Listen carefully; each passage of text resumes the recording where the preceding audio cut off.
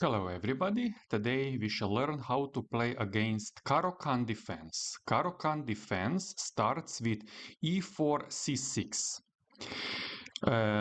Here we are going to play d4, controlling immediately the center. And if Black plays some more passive moves like d6 or e6. In both cases, we are going further to develop our knight f3 on the king side, preparing short castle as soon as possible. We step back. However, we can expect that Caro-Kann players will mostly play the main line, which is d5 on the second move. So after d5, I recommend that we go for advanced variation, that we play e5. And now, again, if Black plays some more passive moves like e6, or some players like to play f6, we are again going with a knight f3 move, developing our king side, knight f3. I step back, and we are going to cover two main lines here in this situation. So e6 and f6 were not main lines here. Main lines are going for a c5 move or bishop f5 moves. We will first cover c5 move. So if Black decides going further with the c pawn to c5, I again recommend that we simply play knight f3. Knight f3 is again a developing move, but this time also protects the d4 pawn. So if Black captures, we will see we will have two options to capture, either with knight or the queen. Okay, after knight f3, Black has several options. We will cover all of them. Some players will play now bishop f5 at this point, but this is too early now for play bishop f5. Bishop f5 will be a good move on the previous as a previous move, but now we simply capture a free pawn. Now pawn on c5 is a free pawn, and we simply capture a free pawn here. We step back. Some players will maybe play e6 here, now opening the line for the bishop and protecting a c5 pawn. In this variation, I recommend c3, so that we protect further our d4 pawn this way with c3. Okay, we are stepping back, and we are now going with main lines here. And three main moves here in this situation are now going to be covered. First, bishop g4. If Black plays bishop g4, pinning our knight on f3, we shall again capture on c5. D takes c5. It's not a completely free pawn, it's not a huge advantage for white now, but let us see how this will continue. Now black again has several options. If black decides to take on f3, bishop takes f3. We can, of course, recapture with the queen, but we have a better option. Do not forget, on this move, we already have this in some previous opening lines in our previous videos. Bishop b5 check can be a nice intermediate move, and I recommend that we go here with bishop b5 check.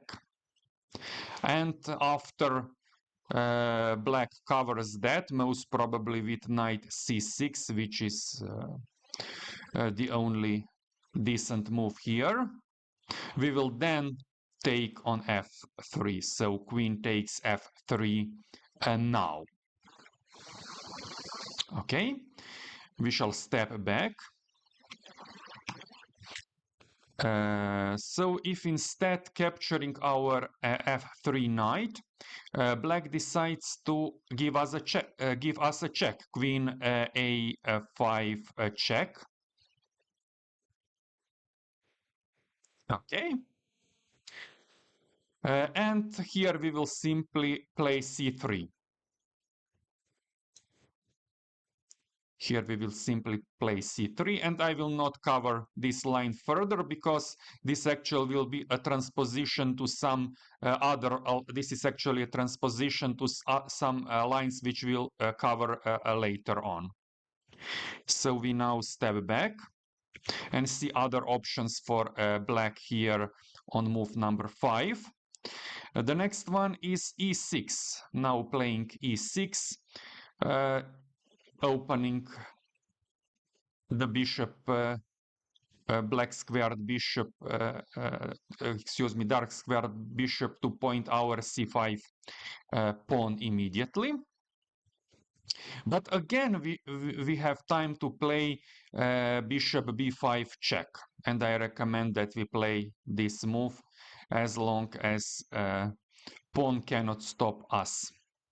C pawn is black misses now c pawn, and we can play this bishop b5 check.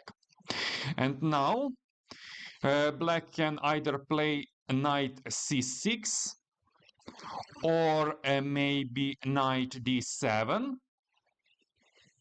Both moves are fine here, but in both cases we will simply play b4. We will simply play b4, protecting our c5 pawn, and we are really a pawn up at this point with a solid position. Okay, we will step back to move number 5, and the last option for black, probably the most common, is knight c6 in this position. Knight c6 further actually attacks our e5 pawn, which is actually not protected because our f3 knight is pinned, but we will not fight for this e5 pawn at all. We will simply play c3 here.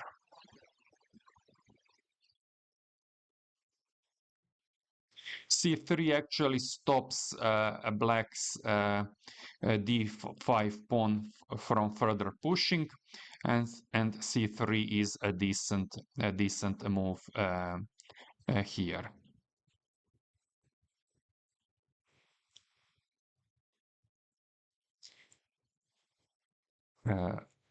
Okay, and actually this will be a line which will be a transposition to some to some other lines we will see later on. That one with queen a5 check was not that one, but in that we had a decent advantage already. Okay.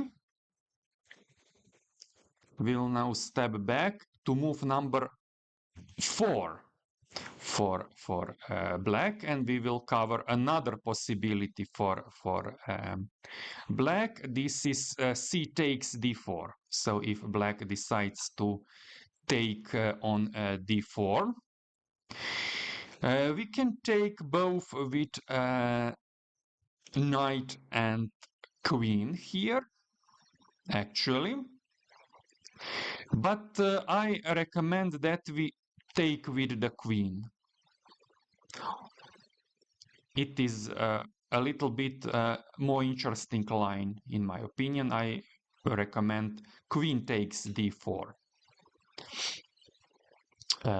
Although black has knight c6 chasing our queen, which will be actually a main line here. But let us first see other options.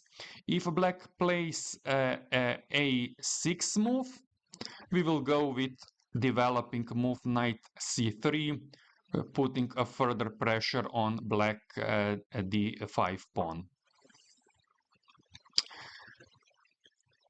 Okay, the purpose of this a6 was actually preventing us from playing bishop b5, which we frequently play in this position. And indeed, if black plays bishop f5 here, I recommend that we again go with bishop b5 check here. I step back, and here if e6, if black opens his dark squared bishop here, we will now go with developing our f bishop, light squared bishop, preparing castling at some point. So bishop d3. Bishop d3 is recommended here. So bishop d3 is a better move in this position than bishop e2. Actually, after e6, black cannot play bishop g4, pinning our knight, so our bishop is better placed on d3. So we play d3 here, bishop d3. Okay, and now I step back, and if black plays the main line, knight c6, attacking our queen, but actually we have a knight square for the queen, which is queen f4 here. So we play queen f4. We are not retreating back to d1, for example, but we are playing queen f4 here. This is the main line in this position. And now, whatever black plays, we will regularly just develop with knight c3, as we will see now. So if black plays h5, for example, which some players like to play, immediately trying to attack here on the king side where our queen is placed, but h5 is not a real threat, and we simply play a knight c3 here. We step back. Also, after other frequently played moves like queen c7, we will again play knight c3. Also, if black plays, for example, f6, challenging our pawn on e5, we are not going to take, but to play knight c3. And maybe the only move where I will not recommend knight c3 is h6. So what happens if black plays h6 move? With h6, actually, black prepares also g5, attacking our queen. And I recommend that we rather go here with h4. h4 preventing g5 immediately. I'm not saying that other moves are not playable, but this should be a great position for white after h6 to play h4. We step back, and in other frequently playable moves, one of them is knight h6 on the edge of the board, but knight f6 is not playable, so knight h6 is an option, but we will again play knight c3 developing move. We step back, and two other options for black are g6, and we again play knight c3, and also e6, and we again play knight c3 developing further here. Okay, we now step back to move number 4, and if instead taking our knight on d4 or bishop g4, which were already covered, black decides to play knight c6. Knight c6 is also a main line, putting further pressure on our pawns in the center, especially d4 pawn. And I recommend that we simply take the pawn. So after knight c6, I again recommend taking the pawn. It is not free pawn because we will probably lose one of those two pawns soon, but it is okay position for white here, and I recommend that we take on c5. Okay, which are options for black now? If black plays bishop f5, bishop f5 is already a mistake, and actually we will probably be able to be a pawn up after this move.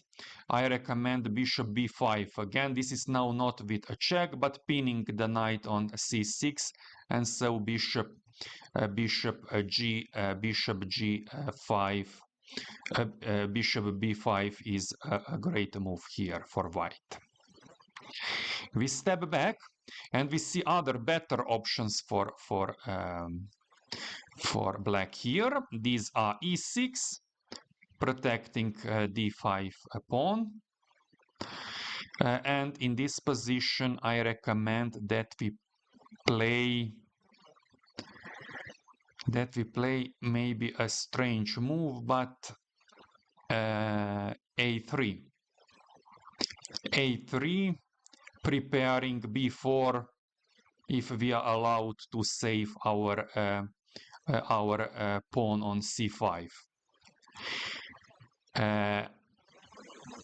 Okay, and in this position, frequent moves by black are a5, stopping us this way from moving b4.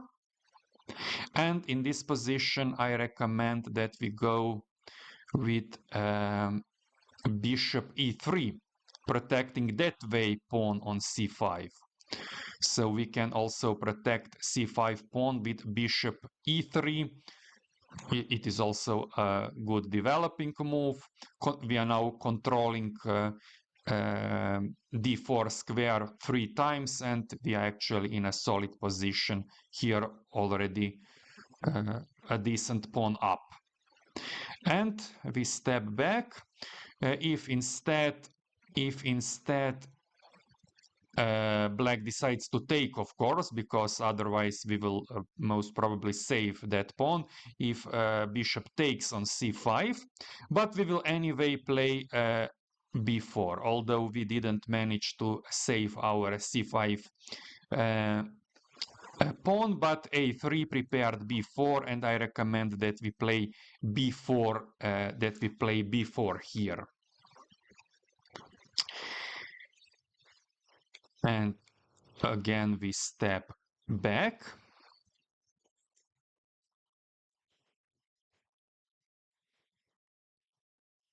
to move number 5. If instead of e6 black decides to go out with the bishop first, bishop g4, it is playable. Pinning our knight on f3, and we will now not be able to save both our pawns c5 and e5. And now I recommend that we play simply c3. We already saw this idea. We want to control d4 square further, not allowing d4 by pawn to d4 by black. Okay, I will not go further on.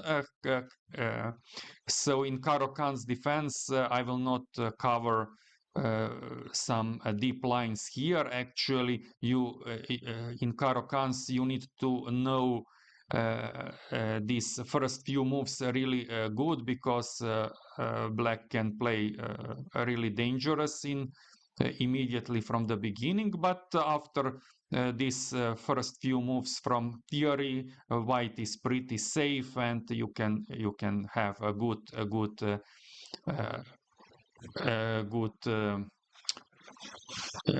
you can go in interesting game in the late opening and in the middle game here. Okay, and I finally step back.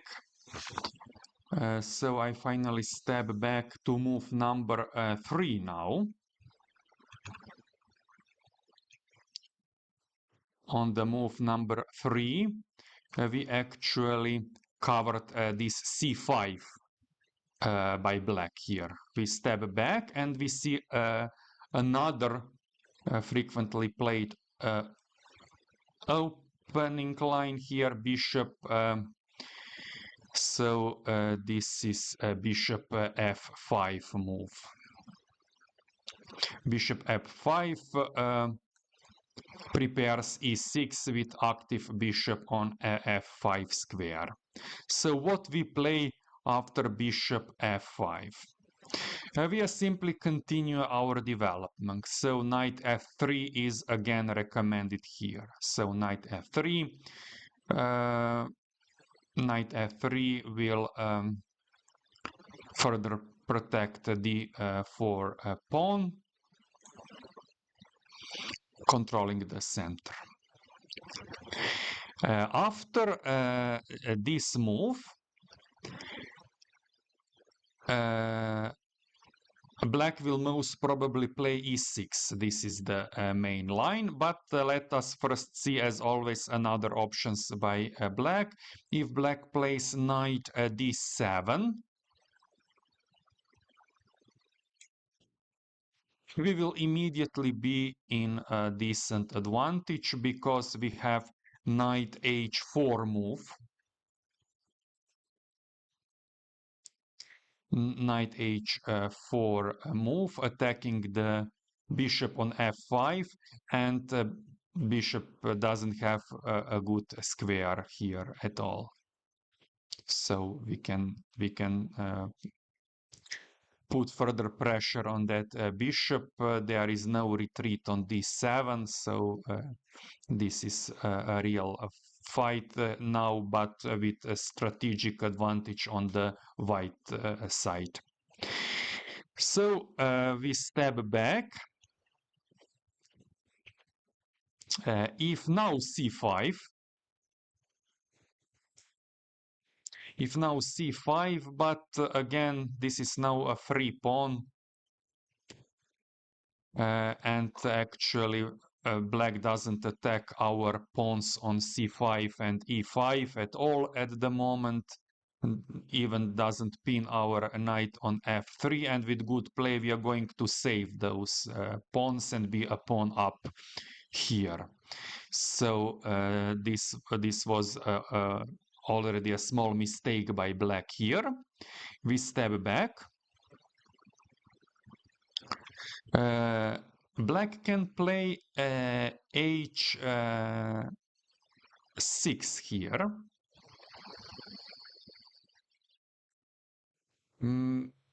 Maybe not frequently played move, but it has some sense because black is preventing us from going to g5, and also prepares the square for the bishop on h7 if we attack here with knight h4. And I really recommend that we go with knight h4 here in this variation.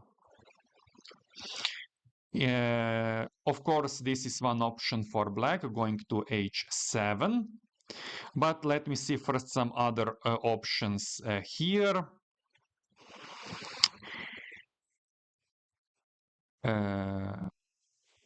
Some other options here are going with bishop back to d7, which is now available. But that was a pretty passive move, and we can develop our knight bishop d3, bishop d3 with a solid play here, solid position for white here. As I already mentioned, frequently bishop will be better placed on d3 than on e2 in this Caro-Kann defense, so bishop d3 here. We step back. If bishop e4,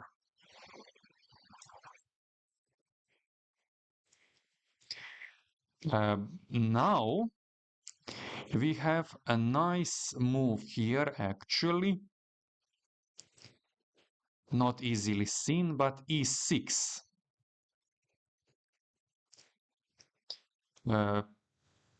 We potentially sacrifice that pawn or ruin black pawn's structure. But actually, black cannot take that pawn. If black takes on e6 now, this is a huge advantage for us because of the position of black king, and we can simply continue our development, knight d2 or knight c3, chasing the bishop on e4 and putting quick pressure on black king as soon as possible. So in this position, after bishop e4, e6 is a key move to ruin black position. So we step back. If black decides to play e6 and protect that bishop on f5 this way, but we will of course take that bishop. We always like to exchange knight for the bishop, and especially if we are ruining black pawn structure after this move. So we step back, and finally we see probably the best move in this position, which is bishop to h7. So if black steps back with the bishop to h7, we will again play e6. This time this will not be so huge advantage as in previous line, but whatever black plays, it will be a decent advantage for us, and in some position even a huge advantage. So if black doesn't know how to play, black will play moves like this. So if black decides to play, for example, g6,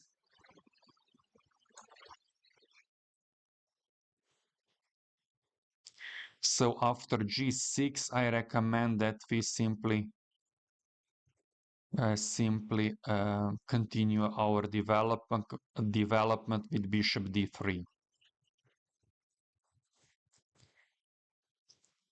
Also, if black plays g5, this is actually a huge blunder. We immediately have a checkmate threat here, queen h5. Black cannot afford to weaken his king side this way. So queen h5 is already a winning move here.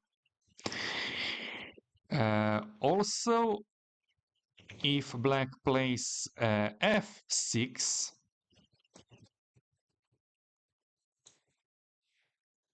we also have queen h5.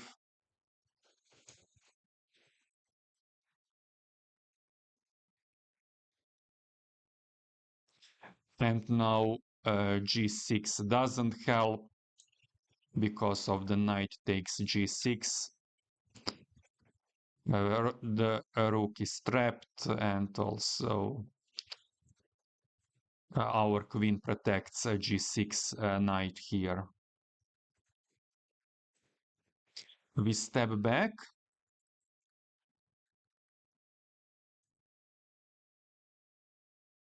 So after f6, we again play queen to h5.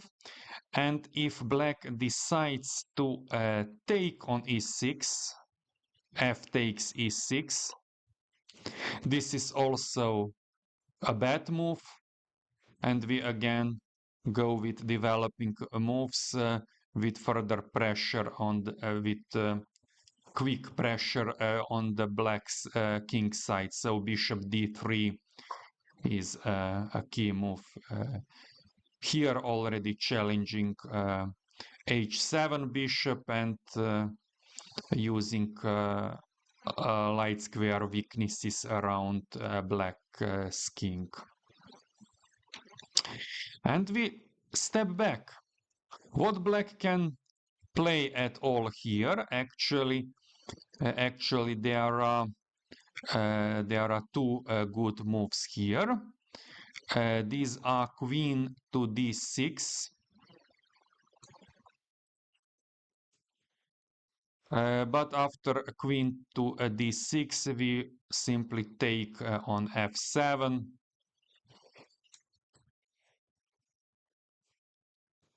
And black doesn't have a better move than take with the king, and his king is already exposed without castling, and actually we are in a solid position here.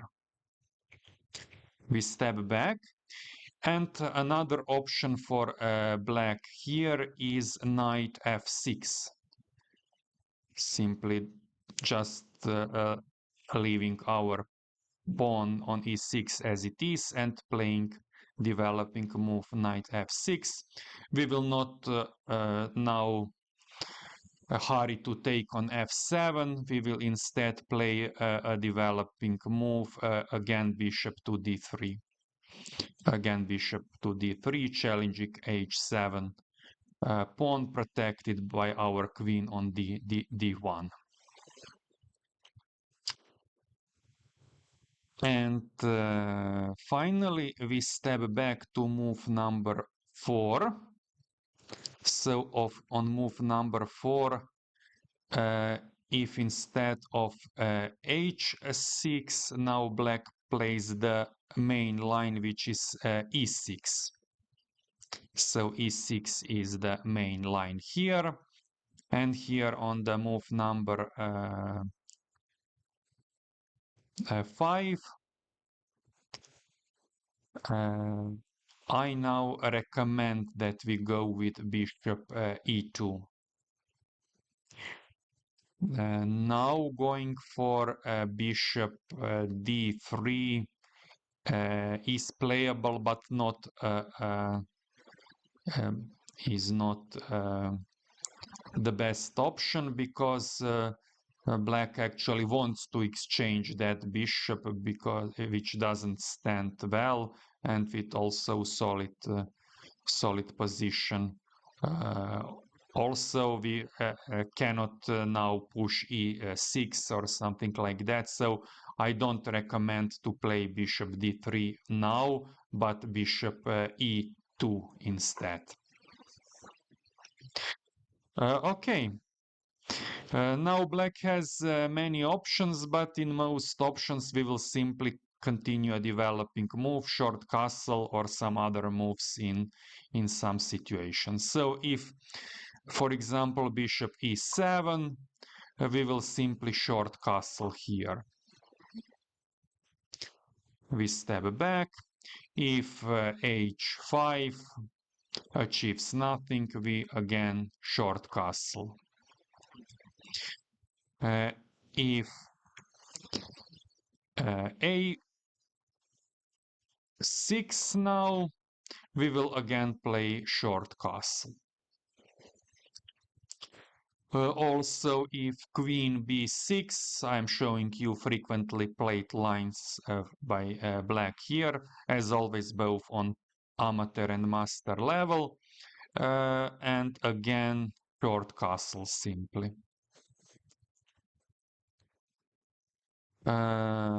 If bishop b4 check, of course now we cannot castle, and now I recommend that we play a knight b to d2.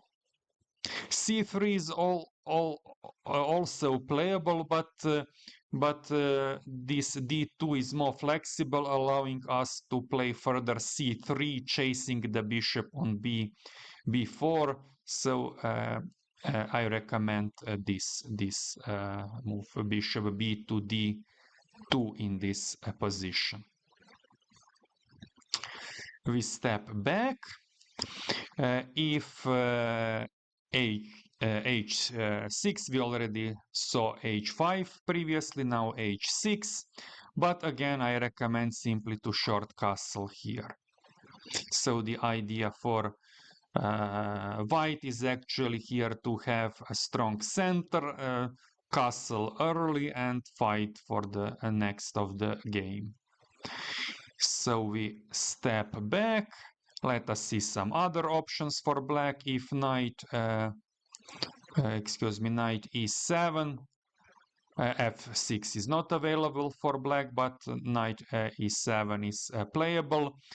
I again recommend a short castle here. So after knight e7, I again recommend that we play short castle.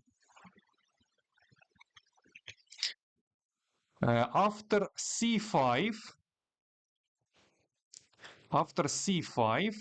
short castle is also playable, but c5 attacks our d4 pawn. I recommend rather to go first with bishop e3, protecting further that pawn. We are always we always try on threats we play some either protecting moves or counter threats. So bishop e3 is recommended here. And finally, if black plays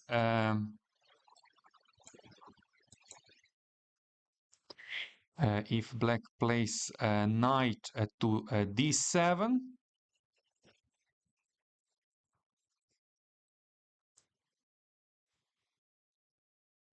knight to d7, not maybe very good move, but played actually frequently among amateur players. So after knight to d7, I again recommend a simply short castle.